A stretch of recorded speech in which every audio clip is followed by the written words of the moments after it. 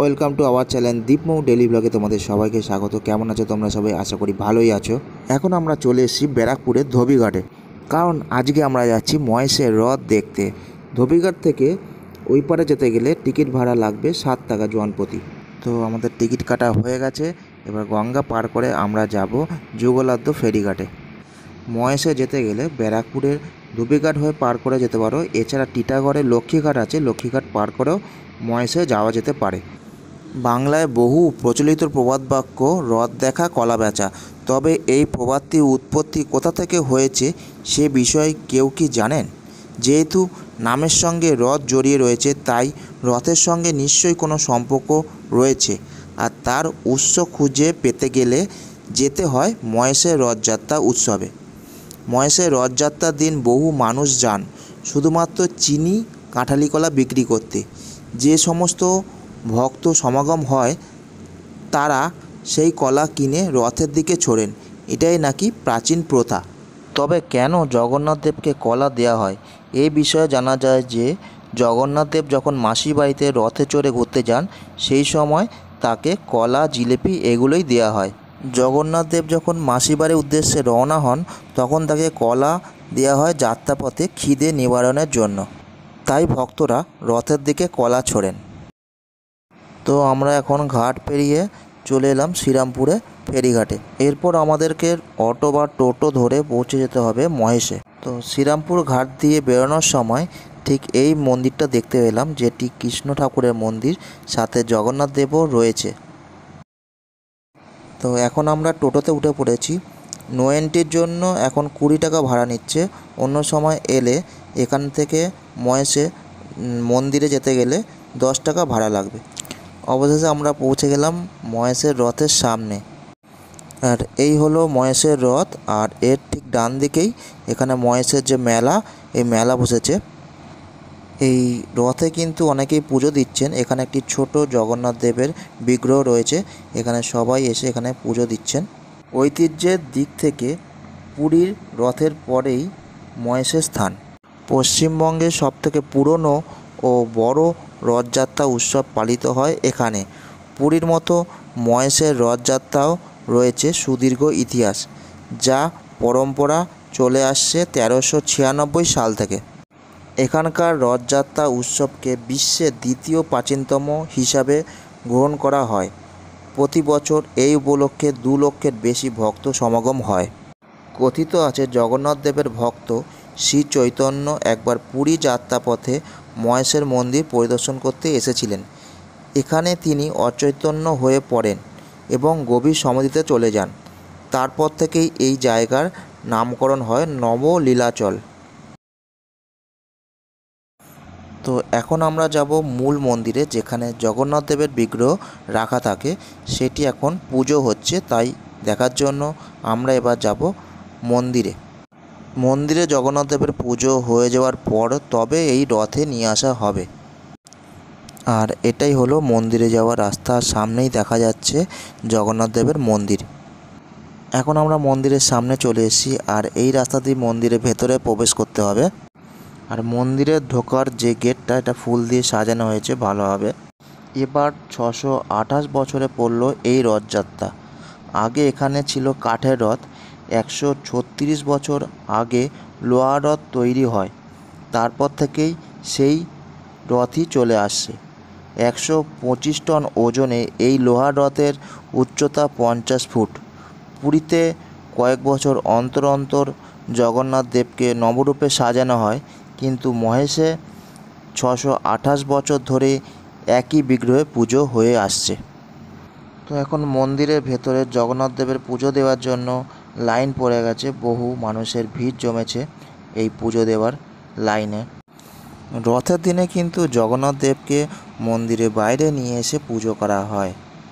আর মূল মন্দিরের সাথেই রয়েছে নাট মন্দির। এখানে যারা দূর দূরান্ত থেকে ভক্তরা আসেন তারা এখানে আশ্রয় নিতে পারেন।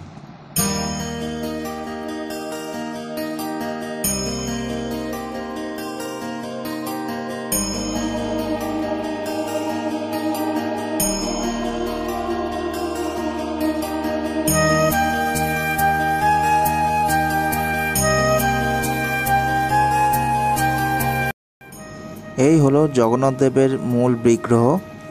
মন্দিরের ভেতরে যে বিগ্রহ থাকে এখন আজকের দিনে মন্দিরের থেকে বাইরে বের করে নিয়ে আসা হয় সামনে, যাতে সবাই দেখতে পান। একমাত্র আজকের দিনেই জগন্নাথ দেবকে ছুঁয়ে প্রণাম করা যায়।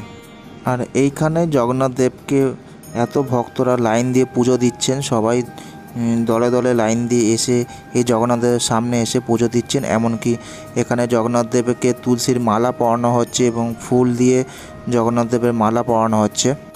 তো এখানকার পুজো হয়ে গেলে তারপরে জগন্নাথ দেবকে রথে নিয়ে যাওয়া হবে। জগন্নাথ দেব, বলরাম এবং সুভদ্রা দেবীকে তিনজনকেই নিয়ে যাওয়া হবে রথের মধ্যে।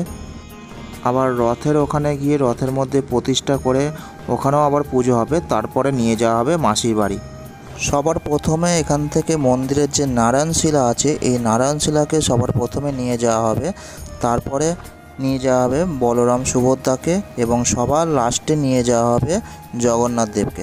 628 বছরে পা দিল মহেশের রথযাত্রা। মহেশে যে রথে চড়ে জগন্নাথ, বলরাম ও সুভদ্রা মাসির বাড়ি যান সেই রথ মার্টিন বার্ন কোম্পানির তৈরি।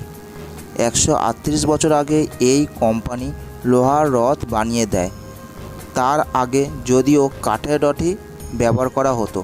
বর্তমানে এই রথের দেখভাল করেন কলকাতার শ্যামবাজারের বসু পরিবার।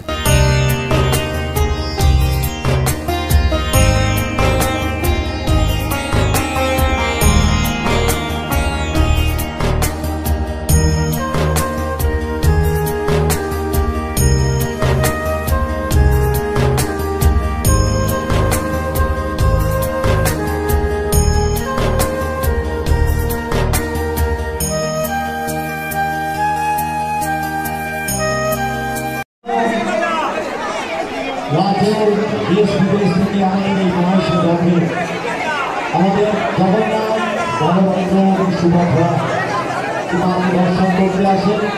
সেই 628তম ঐতিহাসিক রথযাত্রায় সাংস্কৃতিক মঞ্চে আপনারা দেখছেন নবরাজ নৃত্যগোষ্ঠীর দ্বিতীয় নৃত্য।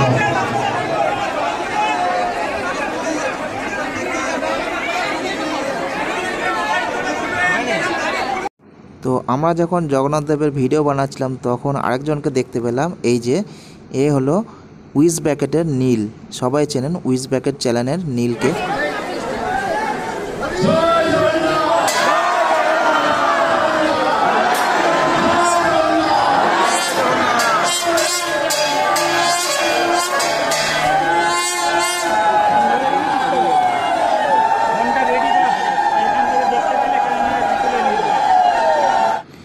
এখন সবার প্রথমে মন্দির থেকে রথের উদ্দেশ্যে নিয়ে যাওয়া হবে নারায়ণশিলাকে।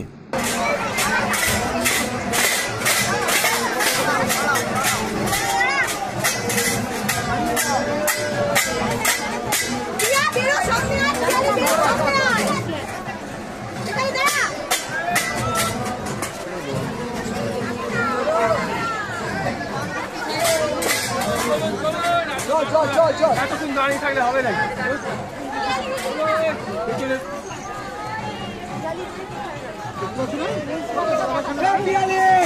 চলো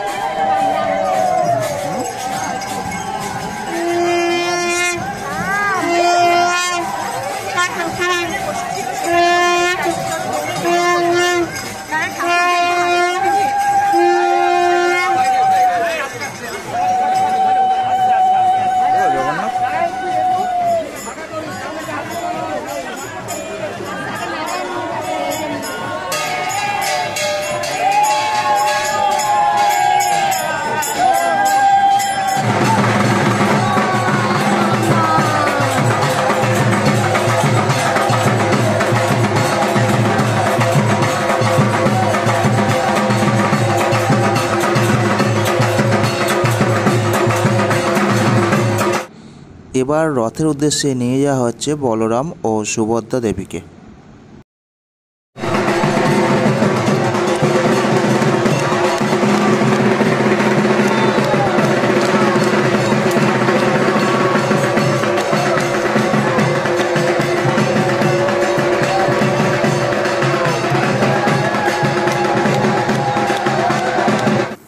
আচ্ছা, মন্দিরের ডান দিকে এই জায়গাটায় কিন্তু মন্দিরের সময়সূচি ও নিয়মাবলী লেখা আছে।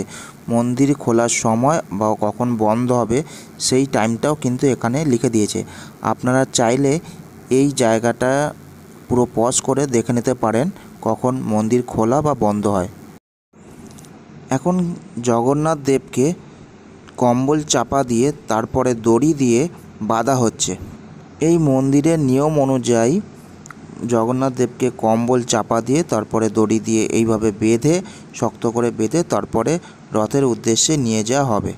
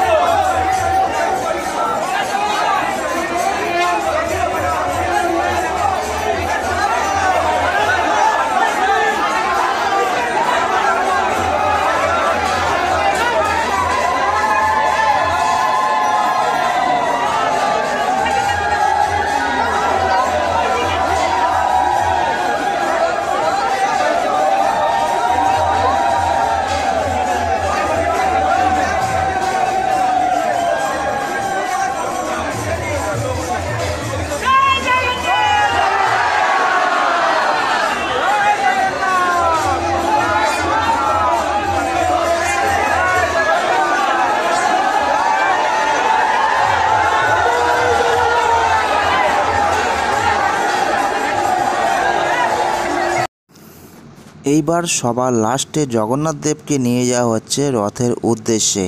এইভাবে দড়ি দিয়ে বেঁধে জগন্নাথ দেবকে নিয়ে যাওয়া হচ্ছে, কারণ রথের ওপরে এই দড়ি দিয়েই তোলা হবে জগন্নাথ দেবকে। এক এক করে সবার যাওয়ার পরে তারপরে জগন্নাথ দেবকে সবার লাস্টে নিয়ে যাওয়া হলো।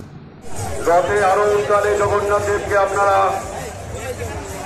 সূর্য রূপে দর্শন করবেন। আমাদের এই জগন্নাথ দেবকে আমাদের পাল্টানো হয় না, এটাই হচ্ছে মাহেশের মাহাত্ম্য, মাহেশের গর্ব, মাহেশের অহংকার। পশ্চিমবঙ্গের বৃহত্তম রথযাত্রা এবং প্রাচীনতম রথযাত্রা আমাদের এই মাহেশে। পেছনের দিকে আমি দেখছি যারা যারা আছেন তারা হুটোপাটি করবেন না, দয়া করে। 9টি চূড়া বিশিষ্ট 50 ফুটের এই রথের ওপরেই জগন্নাথ দেবকে এখন তোলা হবে। আর এই রথে রয়েছে 12টি লোহার চাকা। এখন আপনারা দেখতেই পাচ্ছেন এক এক করে বলরাম, সুভদ্রা ও জগন্নাথ দেবকে সবাইকে ওপরে তোলা হচ্ছে। তারপরে এখানে এখন পুজো করা হবে, তারপরে মাসি বাড়ির উদ্দেশ্যে রওনা দেবে জগন্নাথ দেব।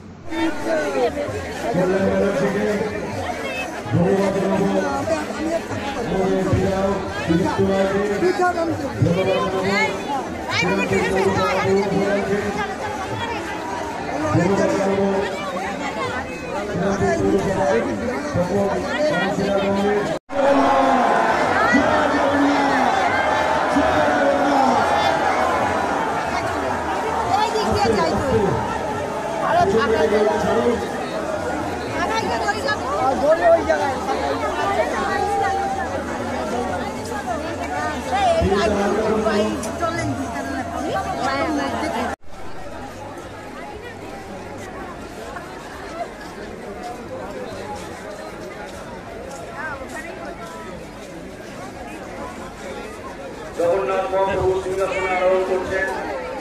আপনারা সকলে দর্শন করুন।